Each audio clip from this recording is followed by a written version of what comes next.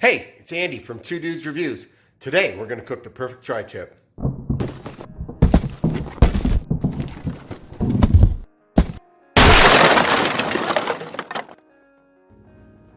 So we're going to trim off the excess fat, and you can decide how much you want to trim or how far you want to trim it down.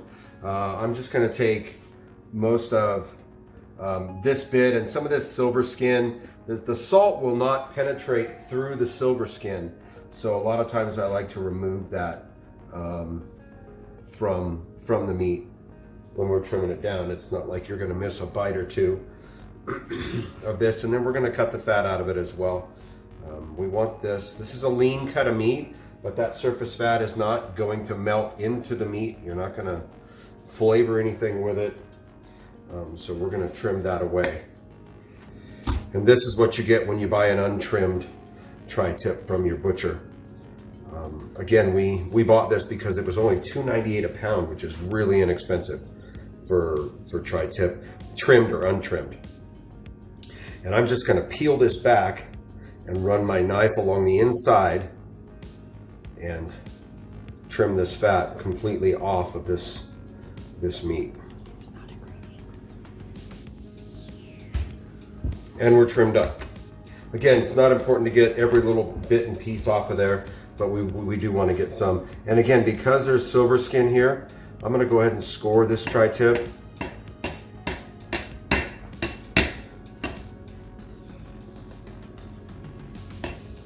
Both sides.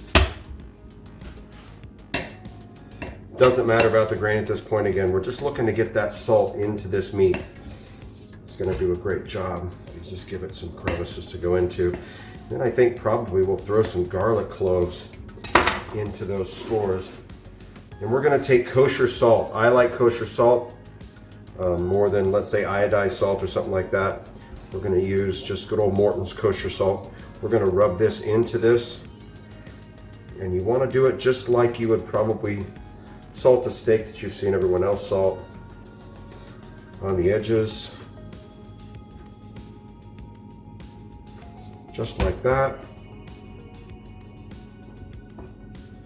all over everywhere.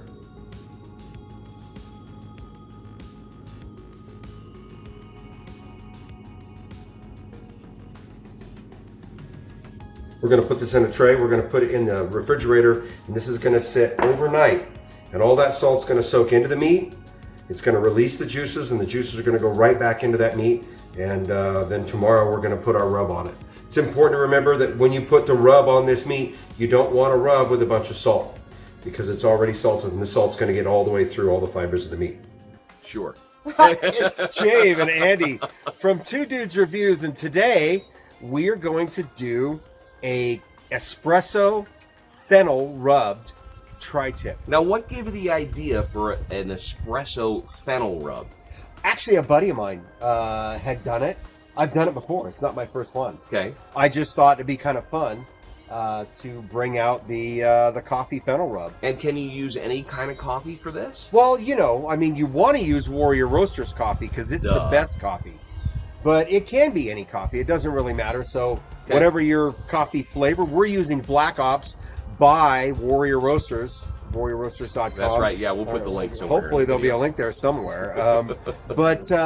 And it's a dark roast, you know, again, use what you want.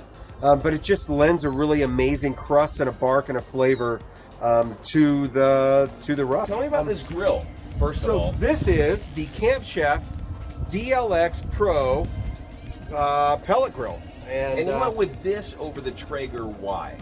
Well, it was much less expensive. Like what? Half the price? It was, I don't know, I think $5.99 is what I paid for this grill on sale. And a Traeger It was on sale. Traeger's like $1,000. Okay. But what this has that no other smoker on the market has is what we call a sear station. So I don't know if you can see the sear station here, but it's a little attachment that goes on the side of the smoker. This is propane. This will get to 900 degrees. Wow. So we're big fans of sear in the rear, right? Yeah. So we're going to take this coffee and fennel rub tri-tip. We're going to put it in here at about 275 degrees. It's going to cook for about 45 minutes to take it to 115 degrees internal temperature. We're going to fire up the sear station. We're going to sear the outside. Now this has a big heavy rub on it, and I don't know how much difference that's going to make this time, because I've never really done it that way with this rub on this And I know cut. you talked about the rub earlier, but or you're going to talk about I don't know how this video is being put together, but the rub, is there salt in the rub, or did you do I dry dry brine beforehand? So we dry brine first, then we did the coffee and fennel rub. Okay. Okay, and this has been sitting in that coffee and fennel rub for about 6 hours now. So we're going to put this son of a gun on the grill. We're going to attach our thermometer, and we're going to go to town with this. Look at this thing. So this is what it looks like. I'm going to tack some of that off, but camera girl, how does that look? Wow! Okay, it looks good. Apparently it looks good. I'm hungry already. Yeah, so we're going to take this tri-tip, we're going to throw that into, we're going to take our probe,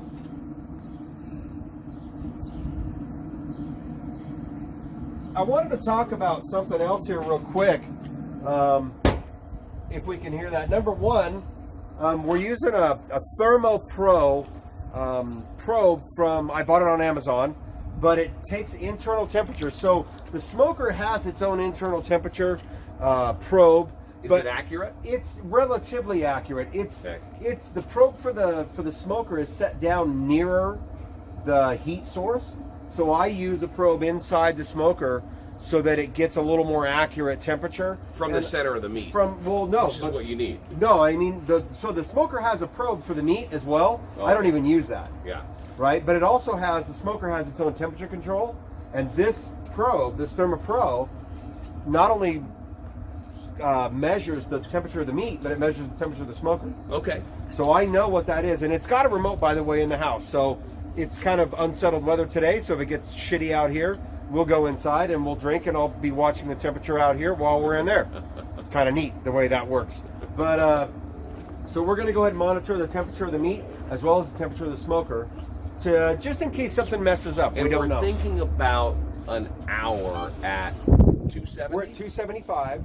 Okay. So I've got the smoker set at 275. All of these smokers are going to vary 10, 15 degrees one way or the other, unless you're going into a really super high-end pellet grill or something like that. That could cost $3,000, $4,000, $5,000. That might maintain temperature a little closer, but they're going to drop pellets when the temperature gets too low, and it's going to heat it back up just like anything else. One question for you. Yes. You're a coffee guy. Yep. What is a reverse sear going to do to the coffee grounds on that? Will it make it more bitter? I don't know. Could that be a challenge? We're going to find out. Maybe. Maybe. We'll let you know at the end of the video. We might. So here is our tri-tip, and I pulled this tri-tip at 115 degrees off the smoker because you want to give it a little bit of time to sear on the outside. Again, I've not done the sear in the rear with the coffee rub before, so this is kind of a first time for me. But we've got our sear station right down here. And here's our sear station. So this gets up to about 900 degrees. We've got it on high. We're going to put this on the sear station, and we're going to go for about a minute per side. We will flip this 2 or 3 times. And I'm going to leave it uncovered. You don't want to cover that up. We want to create this hard, glorious crust. Like I said, I don't know how it's going to affect the taste. Cooking the coffee on the outside after it's been roasted all nice and fabulous in the smoker. We'll figure it out, we'll find out, and we'll show you the results when we go to carve this. All right, so we're at this sear station here, and this sear station I can't verify is 900 degrees, but we're at the 4th flip, and I'm using an instant read thermometer here, and we're reading about 122 degrees, 122 in the middle there, and over here we're going to go at about it's about 127, 25. So this is about ready to go. So we've done about a minute and a half each side, 6 minutes total. And at 125, 130, I like to pull that tri-tip because I don't want it to be overcooked. And tri-tip has a lean cut of meat. You don't want it overcooked. So we're going to turn it off. I'm going to pull this off. We're going to let this rest for about 10 minutes. And then we're going to slice this sucker up, and we'll show you what that looks like. All right. As you can see, we've carved the tri-tip here. And we're going to have the girls do the taste test. And I'm going to let you know. So we got the hot chicks here. I'm going to cut a piece for each of them. And I want them to get the same amount. So our question was, Wait, and the cool thing about being a dude is I get to feed the girls, the hot chicks. Oh, look at that. Oh, I don't know if this ventures into the world of food porn or not, but ladies, tell Jave what you think. What do you think? Jill, you first. With a mouthful of food? Yeah. With a mouthful That's of food. perfect. The crust? Yeah, I don't want to talk with my mouth full, Dave. Allison. I'm the one to go Allison. back down. I was like, I'm so glad she's first. You know what? I get this great, like, Okay, so, this is so corny. I almost get that feeling like I'm in a coffee shop. Oh my God, great, like, almost like mocha in my mouth, but I get this great beef. And the fennel? Can you taste the fennel, and has the coffee become bitter? So the coffee is not bitter. There's an inherent bitterness to the coffee. I did actually sneak a piece. So there's an inherent bitterness that the coffee is going to have on its own, but it's not burnt bitter, It's bad not burnt flavor. bitter at all. The dry brine soaked all the way through the meat, so you get salt all the way through all of it. The fennel has really come through in that flavor. The coffee flavor is fantastic. The only way for you to really know is to do one yourself. So, but now you know where I get that taste. I'm like, I feel like I'm in a coffee shop. Yeah, 'Cause absolutely. It's like, oh my God, I'm having that great, like, caramely, beautiful coffee in my mouth. But oh my God, it's beef. It's beef. So good. It's beef. And we are pairing this with a 2016 Duamici from CGDRE Winery. Oh, and we're going to put a link to El that Shiva, winery. we love you. We're going to put a link to that winery here in the bottom of the video, hopefully. I don't know. It's up to Jave. He's our producer. Until next time, it's Andy and Jave who's behind the camera from Two Dudes Reviews with our amazing, beautiful hot chicks.